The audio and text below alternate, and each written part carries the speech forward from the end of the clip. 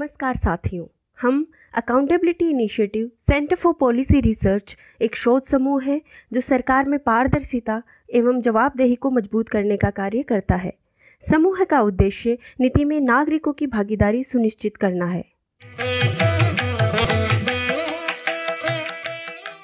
आज हम केंद्र प्रायोजित योजनाओं के सुव्यवस्थीकरण को लेकर बातचीत करेंगे और साथ ही जानेंगे कि 15वें वित्त आयोग का केंद्र प्रायोजित योजनाओं के बारे में क्या कहना है।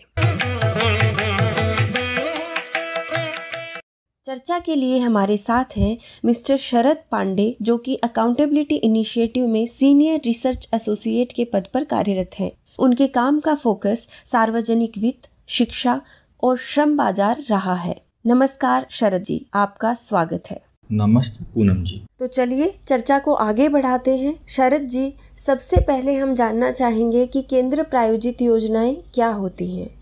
केंद्र प्रायोजित योजनाएं, जिन्हें स्पेसिफिक पर्पस ट्रांसफर के रूप में भी जाना जाता है, इनके माध्यम से केंद्र सरकार द्वारा सभी नागरिकों को सार्वजनिक सेवाओं के न्यूनतम मानकों का प्रदान किया जाता है। अगर हम देखें, इन सभी योजनाओं की शुरुआत केंद्र सरकार द्वारा एक उपकरण के रूप में की गई थी, जिसके माध्यम से राष्ट्रीय प्राथमिकता वाले क्षेत्रों में राज्य को उनकी संवैधानिक जिम्मेदारियों को पूरा करने के लिए सहायता की जा सके। साथ ही साथ इन योजनाओं के इम्प्लीमेंटेशन हेतु वित्त की व्यवस्था भी केंद्र तथा राज्य द्वारा मिलकर की जाती है। जी बिल्कुल शरद जी। दूसरे सवाल की ओर बढ़ने से पहले हम ये भी जानना चाहेंगे कि ये जो केंद्र प्रायोजित योजनाएं हैं, ये एक राज्य के लिए किस तरीके से मायने रखती हैं, किस तरीके से महत्वपूर्ण हैं।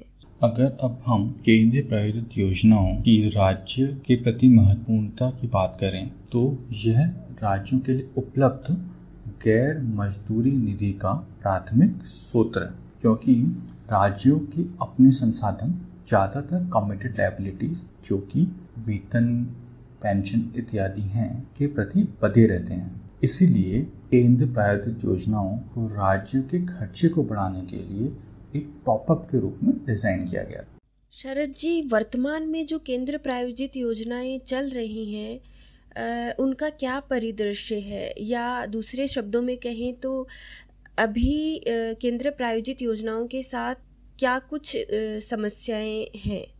जैसे कि मैंने आपको पहले भी बताया, सैद्धांतिक रूप में केंद्र प्रायोजित योजनाएं, जिन्हें सीएसएस के रूप में भी जाना जाता है, के माध्यम से सभी नागरिकों को सार्वजनिक सेवाओं के न्यूनतम मानकों का प्रदान किया जाता है। हालांकि समय के साथ इन डिजाइनों और इन योजनाओं के प्रसार ने इस स्तर को कमजोर भी कर दिया है। अगर हम अकाउंटेबिलिटी इनिशिएटिव संस्था द्वारा पहले किए गए शोधों पर नजर डालें, तो यह पता चलता है कि बेहतर प्रशासनिक क्षमता वाले आर्थिक रूप से मजबूत राज्य सीएसएस फंड के बड़े हिस्से को लेने में समक्ष रहे हैं, जिसके परिणाम स्वरूप संस्थानों का आवंटन समान रूप से नहीं हो पाया है। इसके अलावा अगर हम एक नज़र 2016-17 के इकोनॉमिक सर्वे के विश्लेषण में डालें और 6 महत्वपूर्ण सीएसएस योजनाओं को देखें, तो यह पता चलता है कि किसी भी आर्थिक रूप से कमजोर जिले को कुल संसाधनों का 40% राशि भी प्राप्त नहीं हुई। इसके अलावा केंद्र प्रायोजित योजनाओं के डिजाइन के तहत योजनाओं का साझा केंद्र और राज्य द्वारा मिलकर किया जाता है। साथ में राज्य सरकार से उम्मीद की जाती है कि वह 10% से लेकर 50% के बीच का योगदान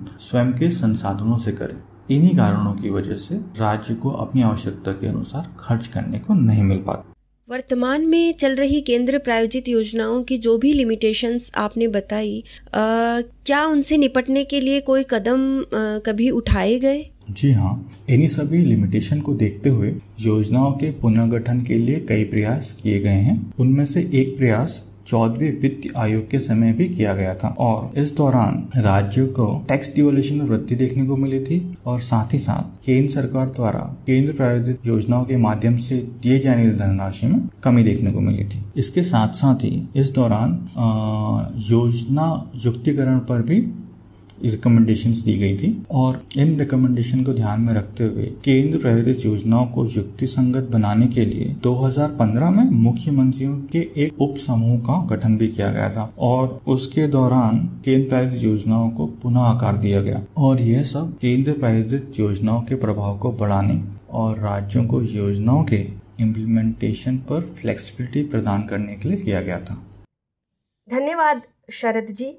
तो साथियों, आज हमने केंद्र प्रायोजित योजनाएं, उनकी वर्तमान स्थिति और राज्यों के लिए उनके महत्व के बारे में जाना। इसी पॉडकास्ट के अगले भाग में हम केंद्र प्रायोजित योजनाओं के सुव्यवस्थीकरण और इससे हुए परिणामों के बारे में चर्चा करेंगे तथा साथ ही जानेंगे कि 15th फाइनेंस कमीशन का इनके बारे में क्या कहना है। तो जल्द मिलते हैं अगले भाग में। धन्यवाद।